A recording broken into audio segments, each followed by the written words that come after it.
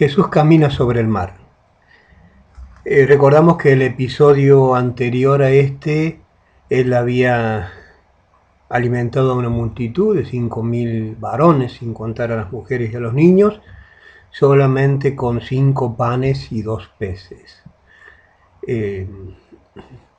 Ahora, inmediatamente después de esto, Mateo capítulo 14, del versículo 22 al 30, nos cuenta esta historia en la cual Jesús camina sobre el mar. No, por una razón de tiempo, no vamos a leer el texto bíblico, o al menos no todo, vamos a leer algunas partes, pero Jesús, después de darle de comer a la multitud, envió a sus discípulos por delante. Subieron en una barca y los envió que vayan y que él ya los alcanzaría, y él se fue a orar. Jesús se fue a orar, dijo que sus discípulos se fueran un tiempo antes y él se apartó para orar. Vamos a leer en Juan capítulo 6, versículos 14 y 15. Aquellos hombres entonces, viendo la señal que Jesús había hecho, dijeron: este verdaderamente es el profeta que había de venir al mundo. Pero entendiendo Jesús que iban a venir para apoderarse de él y hacerle rey, volvió a retirarse al monte él solo. Entonces esto nos da un poquito de contexto. Luego de haber alimentado a la multitud, hubo algunos que dijeron: este puede ser el rey que necesitamos, y Jesús, al darse cuenta de eso, prefirió retirarse y evitar las multitudes. Juan capítulo 6, versículo 14 y 15. Ahora la pregunta, dice que se retiró a orar. ¿Cuál fue el motivo por el que Jesús se retiró de la multitud para orar? Para hablar con Dios, habiendo tenido tremendo éxito en lo espiritual, había enseñado todo el día, había hecho un cierre con este milagro extraordinario de alimentar a semejante multitud, y al finalizar, él se retira a orar. ¿Por qué? En primer lugar, el motivo podría ser para fortalecerse, ¿sí? Para fortalecerse y para interceder por los discípulos. Pero teniendo en cuenta la primera mitad de la respuesta, para fortalecerse, es esto que hemos anotado aquí, que lo hemos sacado del comentario de la Biblia Plenitud. Estar un tiempo a solas con Dios era prioritario para Jesús. Dejaba tiempo en su horario recargado, porque tenía muchas actividades, para estar a solas con el Padre. Enseñanza que nos deja: cuando pasamos tiempo a solas en oración, nuestra relación vital con Dios se nutre y nos fortalecemos para enfrentar los problemas y desafíos de la vida. Desarrolle la disciplina de buscar a Dios a solas. Esto te va a ayudar a crecer espiritualmente y llegarás a ser cada vez más y más como Jesús. También Jesús se retiró para interceder por sus discípulos, ¿no? Todo esto había sido un éxito importante, pero también fue un tiempo para aprender, ¿sí? Que siempre es más generoso, siempre es más valioso ser generoso, poner las cosas en las manos de Dios y que Él disponga, y ver cosas increíbles como las que habían experimentado ellos. Entonces la pregunta es: ¿hasta qué hora aproximadamente oró? ¿Hasta qué hora aproximadamente oró? Él se retiró, era de noche, y se puede orar de noche, ya se había ido la gente, a la madrugada, digamos, hasta la cuarta vigilia de la noche. Eso es lo que dice Mateo capítulo 14, versículo 25. hasta la cuarta vigilia de la noche. Dice, más a la cuarta vigilia de la noche, Jesús vino a ellos andando sobre el mar. O sea, estuvo orando hasta la cuarta vigilia de la noche. Pero ¿qué hora sería en nuestros relojes? Bien, en la época de Jesús la noche se dividía en 4 vigilias. Es un horario, tenía una duración estimada de acuerdo también a la época del año. Hay épocas en que las noches son más largas y épocas en las que las noches son más cortas. Entonces era la cuarta, o sea, la última vigilia de la noche, o sea que puede haber sido aproximadamente entre las 3 y las 6 de la mañana. Entre las 3 y las 6 de la mañana, un poquito antes de el amanecer. Ese habría sido el horario en que Jesús estaba orando, ¿no? Lo que nos deja un pensamiento, una reflexión, ¿no? Siempre es bueno apartarse para Dios. A veces cuesta encontrar un tiempo, encontrar un momento. Yo sé que a veces nos puede costar a algunos acostarnos tarde o levantarnos temprano, pero casi siempre en ese horario en que otros duermen, hay tranquilidad en la casa o hay un momento propicio para poder buscar a Dios. Cada uno conoce sus tiempos, conoce sus momentos de silencio en su casa o en el lugar en que se encuentre. Ese es un buen momento para buscar a Dios. Y en este episodio, nosotros estamos hablando, bueno, Jesús se retira a orar, mientras tanto los discípulos estaban navegando en el mar de Galilea y se levantó una tormenta que sacudía el barco hacia un lado y hacia otro, olas gigantescas. Y el asunto, el pensamiento es que muchos de los discípulos de Jesús eran pescadores, se habían dedicado toda su vida a ser pescadores y ahora que hayan sido sorprendidos, tal vez alguien como yo o alguien que no está en el rubro pueda ser sorprendido por una tormenta, pero ellos, ¿cómo pudo ser que esta tormenta sorprendiera a pescadores experimentados? Bien, si uno busca un poquito, investiga un poco, este mar de Galilea tenía ciertas características. Era un mar, tanto el mar como el río Jordán estaba no sé si decir bajo el nivel del mar, pero estaban por debajo del nivel general de la tierra, ¿sí? Era una hendidura que había en la región y por ahí corría el río y corría el mar de Galilea y del otro lado estaba el mar Muerto, y ese sí sé que está por debajo del nivel del mar. Pero lo cierto es que el mar de Galilea está ubicado está como encajonado, ¿sí? Entonces eh, era común que se formaran tormentas repentinas. Las horas se agigantaban con esa especie de encajonamiento y repentinamente se formaban tormentas. Eran muy típicas del mar de Galilea y los discípulos estaban en esta oportunidad en apuros, estaban en serios apuros y estaban peleando con el viento y con las olas y avanzando escasamente. Y además de eso Jesús no estaba con ellos. Y además de eso ellos estaban en el momento más oscuro de la noche, navegando, siendo sacudidos hacia un lado y hacia otro.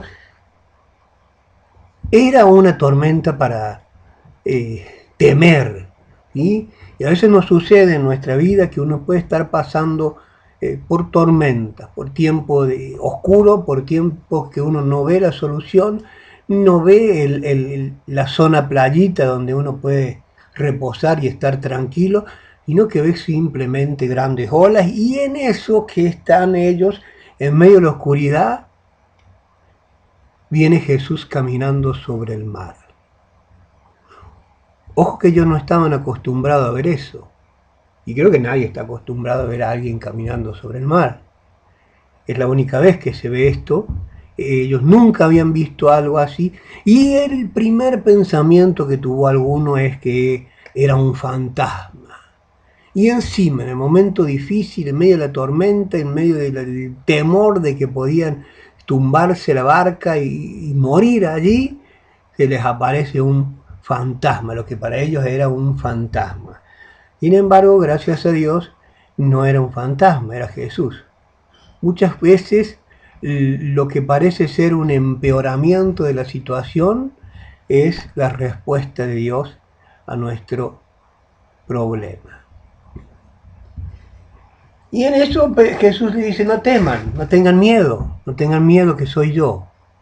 Y Pedro le dice,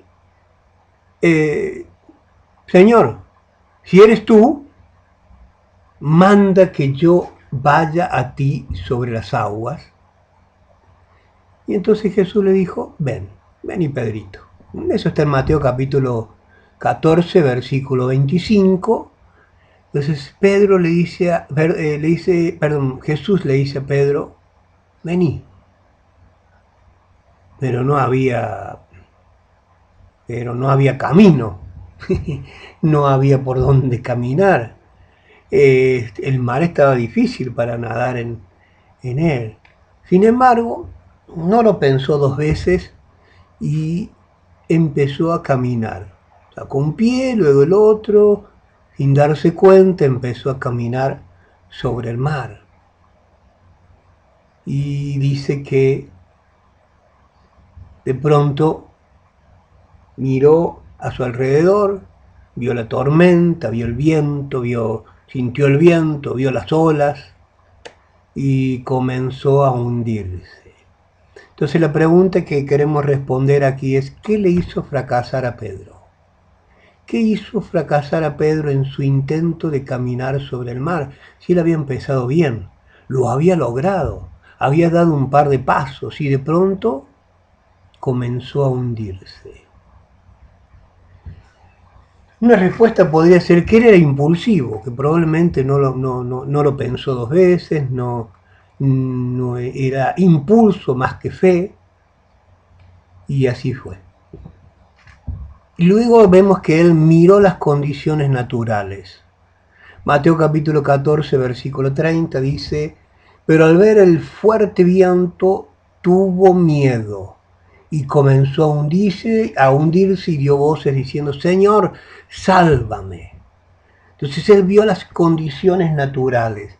Y muchas veces nosotros estamos pasando por momentos difíciles y Dios está esperando que demos un paso más allá de lo natural, un paso de fe. Sin embargo, comenzamos a mirar las condiciones naturales, la plata que tengo y la cuenta que tengo que pagar, la enfermedad, y todo empieza parece que empieza a ahogarnos el problema, y muchos problemas que tenemos no se van a solucionar por medio de las condiciones naturales. Por eso el desafío con este episodio es que no siempre miramos la situación a partir de lo que vemos de nuestros recursos naturales y pensemos y creamos en lo que Dios puede hacer. Muchas tormentas que tenemos que pasar son simplemente para que nosotros aprendamos a confiar en Dios. ¿Por qué fracasó Pedro? Porque sacó sus ojos de Jesús. Él tenía su mirada puesta en Jesús. Salió de la barca, empezó a caminar y lo estaría mirando a Jesús y ahí avanzaba. Nada lo distraía, nada lo perturbaba.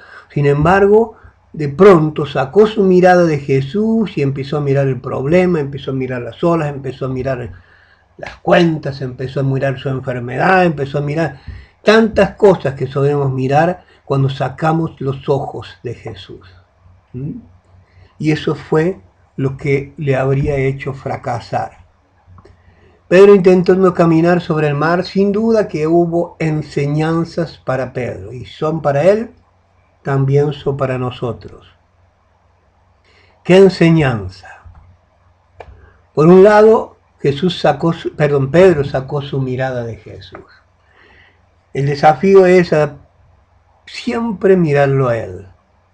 Siempre mirarlo a Él. No importa qué grande sea el problema, puesto los ojos en Jesús. Siempre, siempre y siempre. Otra enseñanza que encontramos es la obediencia, la fe obediente.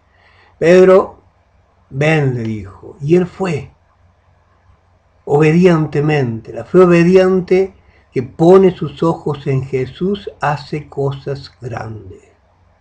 Pero cuando vacila, pero el vacilar fracasa. Si tenemos una fe que de pronto es obediente y a veces vacilante, nos va a pasar como a Pedro. Que vamos a poder caminar sobre el mar y al rato nos vamos a estar hundiendo. El desafío es a poner los ojos en Jesús y mantenerlos en Él. Decir, sí, Señor, voy. ¿Sí? Y Señor, voy. No importa. Si hay algo que aprendemos de Pedro, es que más allá de su hundimiento, es que fue la única persona que experimentó esto, que quebró las leyes de la naturaleza para caminar por sobre el mar. Los otros discípulos, tal vez que se quedaron en la barca, tal vez habrán pensado, miralo Pedro, ¿cómo? Qué papelón, y todo lo demás.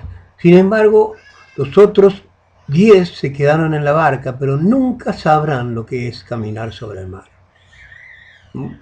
Nunca sabrán lo que es caminar sobre el mar. Y a veces sucede que en la vida y en la iglesia hay dos tipos de personas, hay dos tipos de cristianos.